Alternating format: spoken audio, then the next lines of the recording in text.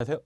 이번 시간은 제2절 법적 성격 등에 관한 사항을 함께 보도록 하겠습니다. 1. 행정계획 찾으셨죠? 행정계획이란 행정 주체가 행정에 관한 전문적, 기술적 판단을 기초로 하여 특정한 행정 목표를 달성하기 위해 서로 관련되는 행정수단을 종합 조정하여 장래에 있어 행정 목적을 실현하기 위한 행위를 행정계획이라 표현하게 됩니다. 이 행정계획과 관련된 사항은 법령에서 아주 상세하게 설명하고 있는데 우리는 이렇게만 이해해 놓습니다. 행정청인 국토교통부 장관 등, 광역단체장인 시도의사, 기초단체장인 시, 군, 구청장이 수립하는 계획을 행정계획이라 표현하게 됩니다. 이런 행정계획은 우리 국민 개개인에게 비전을 제시해주는 성격과 실제 개발, 정비, 보전을 위한 집행에 관한 계획으로 각각 구분하게 됩니다. 경제개발 5개년 계획은 5년 동안 행정계획에 따라 노력하게 되면 우리 국민의 삶의 수준을 어디까지 올려놓겠다, 그런 비전을 제시해주는 행정계획인 반면 3기 신도시 개발 사업과 관련되어 국가가 수립한 행정계획이 있다면 그에 따라 실제 개발 사업이 이루어지게 됩니다. 그처럼 이 행정청이 수립하는 행정계획에 따라 일반 국민에게 영향 미치는 것과 영향이 없는 경우가 있습니다. 그것을 구속력 차이로 각각 구분하게 되는데, 구속력 있는 행정계획은 일반 국민에게 직접 영향 있는 것을 말하고 비전만 제시해주는 계획을 구속력 없는 행정계획이라 표현하게 됩니다. 특별히 이러한 구속력 있는 행정계획에 따라 일반 국민에게 일정한 재산상 피해가 발생하는 경우가 존재합니다. 그런 피해에 대해서는 손실보상을 해주는 것을 특징으로 하고 있습니다.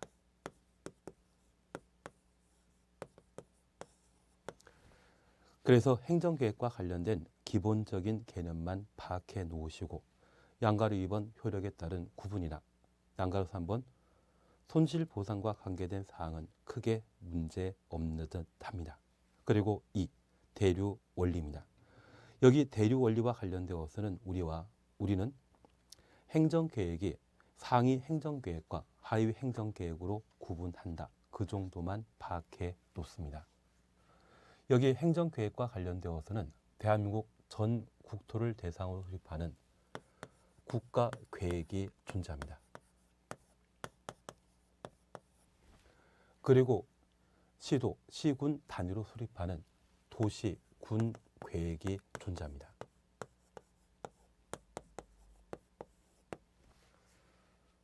국가계획은 대한민국 전 국토에 걸친 행정계획에 해당하고 도시군 계획은 도시와 군을 대상으로 수립하는 행정계획이 되게 됩니다. 관할의 차이를 느낄 수 있다면 국가계획이 상위 행정계획에 해당하고 상위 행정계획은 하위 행정계획에 관한 수립의 지침, 기준이 되게 됩니다. 그리고 하위 행정계획을 수립하게 되면 상위 행정계획에 적합하게 수립해야 되죠. 그런 관계를 대류 원칙이란 말로 대신하게 됩니다. 그래서 행정계획은 그 관할 범위가 어디냐에 따라 상하 관계를 따진다라는 것 정도만 파악하시고 우리 지침이나 기준이란 말을 사용하게 되면 이것은 상위 행정계획이 하위 행정계획을 구성하는 형태를 말하며 부합이란 말 쓰게 된다면 하위 행정계획은 상위 행정계획에 적합해야 된다, 그런 개념으로 이용된다, 그 정도만 파악해 놓습니다. 그리고 3. 비례 원칙이라는 것이 있습니다. 개념만 잠깐 살펴놓습니다. 비례 원칙은 공익이 사익보다 더 큰 경우에 한하여 개인의 권리나 자유를 침해하는 것이 가능하다는 원칙을 말합니다. 기본적으로 그 내용 등에 대해서는 딱히 정리할 필요는 없습니다. 다만 이렇게만 하나 파악해 놓습니다. 행정청은 공익을 달성하기 위한 행정처분, 행정행위를 하게 됩니다. 이런 행정처분이 일반 국민의 권리를 침해할 수 있는데 그런 권리 침해는 공익에 부합하는 때에만 필요 최소한의 원칙에 따라 제한적으로 작용돼야 되지 적극적인 국민의 권리 개개인의 권리를 침해하는 것은 허용되지 않는다는 겁니다. 그래서 이 행정행위, 행정처분은 공익과 사익을 비교하게 되었을 때 이 공익이 월등하다 인정하여 제정한 법률에 근거해서 국민 개개인의 권리를 침해할 수 있는 것이지 그렇지 않고 남을 괴롭히기 위해 취하는 행정처분은 부당한 처분으로 판단하게 됩니다. 그래서 비례 원칙이란 말은 그 정도만 파악하면 되지 않나 싶습니다. 그리고 제3절 행정행위입니다. 여기 행정행위는 행정주체가 법 집행으로 행하는 권력적 단독행위를 행정행위라 표현한다. 그 정도면 충분합니다. 그래서 행정청이 일반 국민 개개인에게 뭐 하지 말라 또는 집을 만들기 위해 건축 허가 처분을 내주게 된다면 그것은 행정청이 취하는 법률 행위로서 모두 행정행위라 표현하게 됩니다. 공익을 달성하기 위한 행정청의 법률 행위인 행정처분은 적법하고 정당한 것이 원칙입니다. 그리고 이 적법하고 정당한 행정처분은 당연히 효력 발생하게 됩니다. 그리고 위법하고 부당한 행정처분을 취하는 경우가 있습니다. 위법하고 부당한 행정처분은 유효이다, 무효이다. 걔도 유효입니다. 다만 이 위법하고 부당한 행정처분에 대해서는 행정쟁송을 제기할 수 있습니다. 행정쟁송은 위법 부당한 행정행위를 행정처분을 바로 잡는 것을 말하는데 내가 열심히 노력해서 공인중개사 자격을 취득했지만 그 자격이 취소 처분 대상이 되게 되면 적법할 때는 당연히 따르겠지만 위법 부당한 자격 취소 처분에 대해서는 구제 절차 밟을 필요가 있죠. 그럴 때 처분관청에게 이의를 제기하게 되면 얘를 이의신청이라 하고 처분관청이 시도지사라고 하면 그 시도지사의 상급관청인 장관에게 구제를 신청할 수 있습니다. 그것을 행정심판이라 표현하게 됩니다. 최근에 법이 개정되어 행정심판위원회에 행정심판을 제기하도록 돼 있지만 기본적으로 행정심판과 관련된 성격은 처분관청이 아닌 가장 가까운 3급 관청에 이의를 제기하는 것을 행정심판이라 표현하게 됩니다. 그래서 시군구청장의 부당한 처분에 대해서는 지도이사에게, 지도이사의 부당한 처분에 대해서는 장관에게 이의 제기하는 것을 행정심판이라 표현하게 됩니다. 그리고 법원에 이의를 제기하게 되면 이를 행정소송이라 표현하게 됩니다. 행정소송과 관련되어서는 행정소송법에서 다루는 절차로 쟁송 제도를 마련하고 있습니다. 우리 시험에는 거의 출제되지 않기 때문에 우리는 행정심판이 처분관청이 아닌 처분관청의 상급관청에 이의 제기하는 것을 의미한다. 그 정도를 구분하신다면 행정심판과 관련된 문제가 나오더라도 크게 무리 없이 해결할 수 있지 않나 싶습니다. 그리고 제4절 부동산 공법의 수단이라는 것을 우리가 볼 수 있습니다. 인적 공용 부담과 관련되어서는 그냥 지나가시고 물적 공용 부담과 관련되어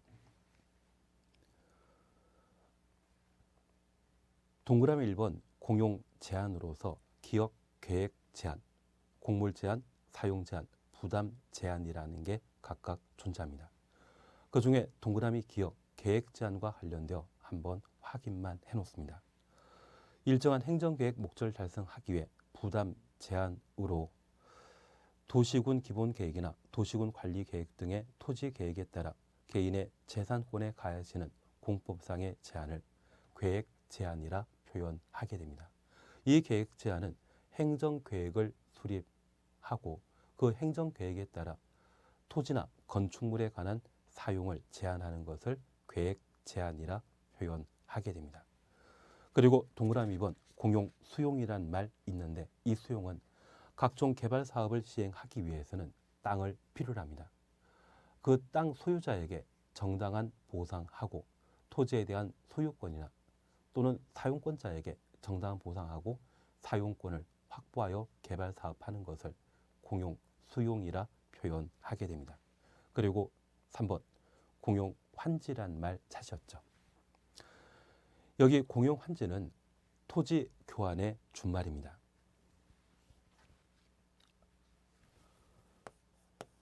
공적 주체는 각종 공익사업을 시행하게 되는데 이 공익사업과 관련되어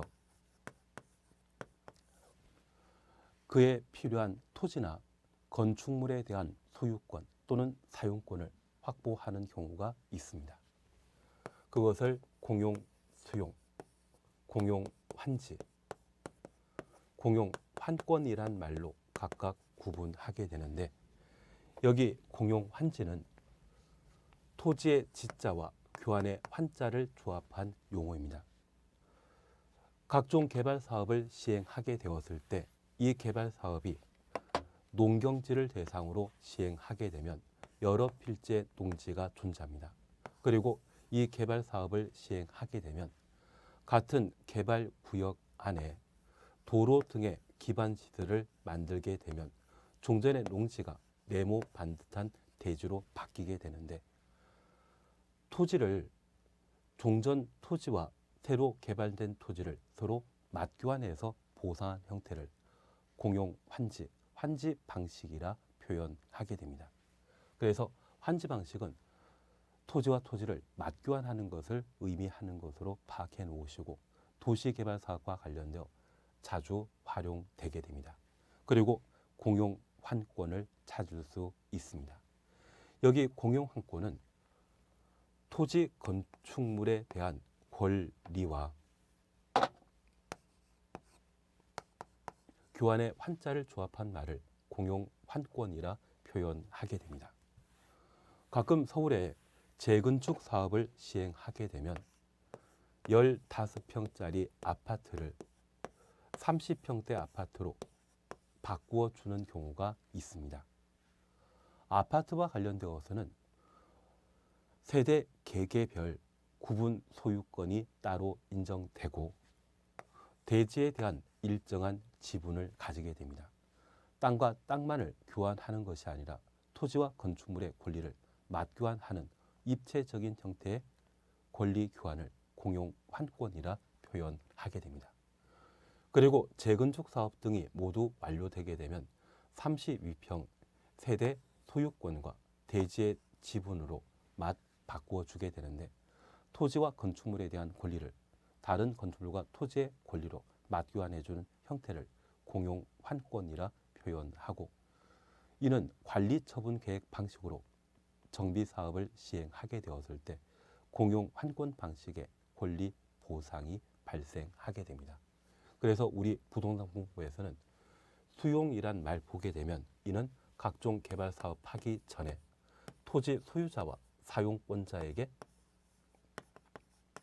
현금 보상하고 개발 사업하는 형태를 공용 수용이라 하고 환지 방식과 공용 환권 방식의 경우에는 개발 사업이 모두 완료되었을 때 땅과 땅을 건축물과 부속 토지의 권리를 사후에 보상해 준다 해서 사후 현물 보상 형태로 이루어지는 것이 공용 환지와 공용 환권이 되게 됩니다. 공용 환권은 정비 사업에서, 환지 방식의 경우에는 도시 개발 사업에서, 수용 방식은 보통 도시군 계획설 사업을 시행할 때 보상 형태로 활용되게 됩니다. 그리고 이 행정강제 또는 행정벌 등등에 대해서는 시간 날 때 한번 읽어보시는 걸로 해주시면 충분하지 않나 싶습니다.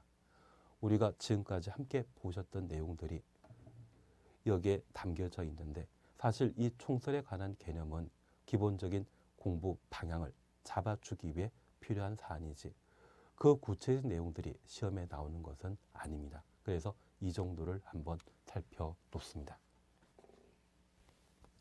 그리고 우리가 함께 공부를 하게 되면 공부 방법에 관한 사항들을 정할 필요가 있습니다. 나는 벼락치기 공부가 좋다. 그런 분도 괜찮습니다. 다만 우리 이 부동산 공부가 관련되어서는 평상시에 공부했던 내용들 또는 알고 있는 내용들이 아닙니다. 많은 경험을 하셨던 분들은 용어에 관한 사항들을 충분히 숙지하고 이해할 수 있겠지만 그렇지 않은 경우도 있으시거든요. 만약 이 시험을 두 번째, 세 번째 공부하셨다고 하면 재수행이라고 하면 이 부동산 공부에 관한 사항을 처음 공부했을 때와 달리 쉽게 이해하시는 게 있으실 겁니다. 그래서 용어에 관해 익숙해지는 게 필요하기 때문에 우리가 공부를 해나가게 되면 반드시 이 동영상 수업을 집중해서 들어주시는 게 필요합니다. 듣고 이해하시는 게 필요하거든요.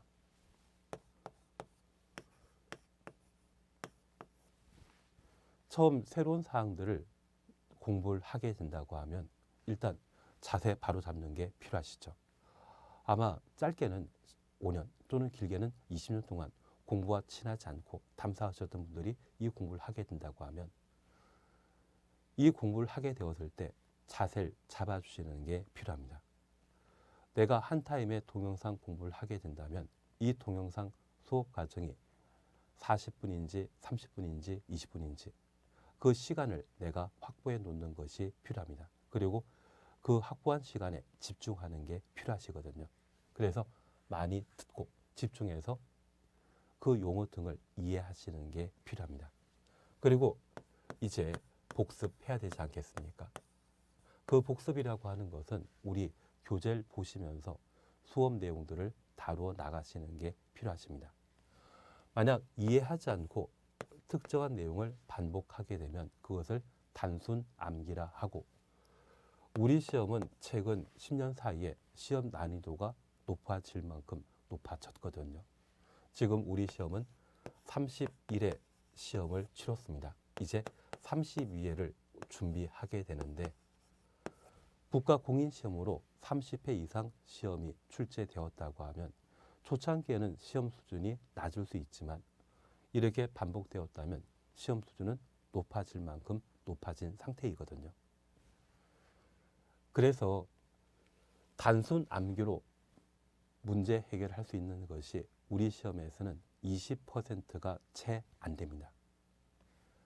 다만 어떤 때에 이 단순 암기가 필요하기도 하지만 기본적으로 우리가 공부에 나가시게 되면 80점이라는 것을 목표로 시험을 준비해 나가시는 게 필요합니다. 저 80점이라는 것을 확보하기 위해서는 단순 암기가 아닌 이해를 토대로 복습해 나가시는 게 이 80점이라는 점수를 확보할 수 있습니다.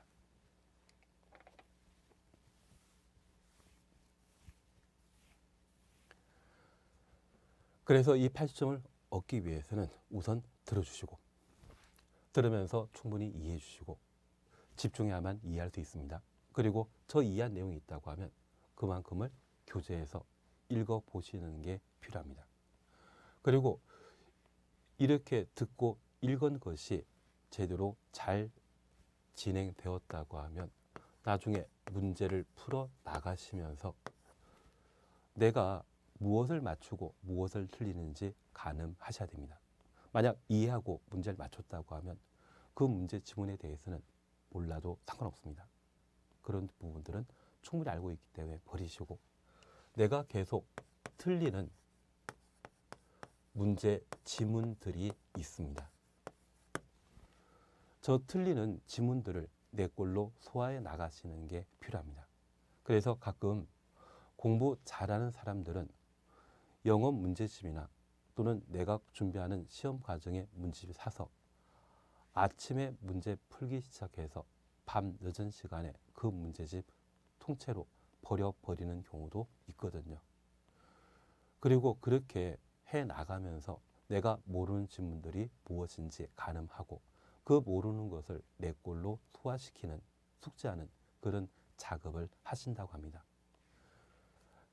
그래서 우리는 지금 입문 과정이라는 것을 함께 합니다. 이 입문 과정이 충분히 끝나고 나면 기본 교재를 토대로 한 기초 과정과 심화 과정이라는 것을 진행하고, 이런 심화 과정까지 끝나게 되면 단원별 문제 풀이를 해 나가야 됩니다. 이 문제 풀이 과정에는 항상 최근 기출 문제에 관한 사항과 그리고 예상되는 문제 풀이를 함께 해 나가시면서 기본적으로 공부했던 것들을 숙지하는 것이 필요합니다. 그리고 이러한 문제 풀이, 단원별 풀이가 끝나게 되면 통용 모의고사라 하여 전 범위에 걸친 시험 문제를 풀어 나가시는 게 필요합니다. 이렇게 해 나가시게 되면 우리 공법은 6가지 법령을 함께 공부하고 있습니다. 사실 120개 부동산 공법 중에 6개 공부하게 되면 많이 한 것입니까? 아주 작게 한 것입니까? 작게 한 것이죠. 그리고 이 6개 법률 내용들 살펴보게 되면 법률과 대통령령 그리고 시행규칙에 관한 조문들을 살펴보게 되면 한 2,400개가 되게 됩니다. 저 2,400개에 우리가 40문제 문제 풀게 되면 오지순다 형태라고 하면 5개 지문이 형성됩니다. 최근에는 박스형 문제라 해서 오지순다가 아니라 지문 3개, 4개 구성해 놓고 다음 중 맞는 것, 짝지어진 것, 틀린 것, 짝지어진 것 찾으라고 시험 문제 내기도 합니다. 그래서 총 문항수가 200개 지문이 안 될 수 있습니다. 그런데 이 2,400개에서 최대 200개 지문으로 구성되게 되면 200개 법 조항들을 다루게 되거든요. 이것 찾아가는 게 참 힘듭니다. 그래서 우리 학습 범위가 이렇고 이 전부를 공부하게 되면 충분히 100점 맞을 수 있는데, 이 100점 맞는 것 중에 10년에 한 번 또는 20년에 한 번 나오는 게 한 10% 정도가 되게 됩니다. 그리고 나머지 절반을 우리가 공부하게 되면 90점이라는 것을 얻을 수 있고, 이 절반에 또 절반을 공부하게 되면 이때 우리가 확보할 수 있는 점수가 50점에서 60점 정도가 되게 됩니다. 그래서 우리는 기초과정 등에서 또는 심화과정 등에서 이 4분의 1에 해당되는 것과 저 4분의 1에서 이 부분의 또 절반인 12.5% 정도를 공부하게 되면 그때 얻을 수 있는 점수가 80점 정도가 되게 됩니다. 저 80점에 관한 사항은 단원별 문제풀이나 과거 기출문제에 대한 문제풀이를 함께 나가시게 되면 이 부분들을 확보할 수 있습니다. 그래서 내가 공부함에 있어서 각각 목표하는 점수가 있으실 겁니다.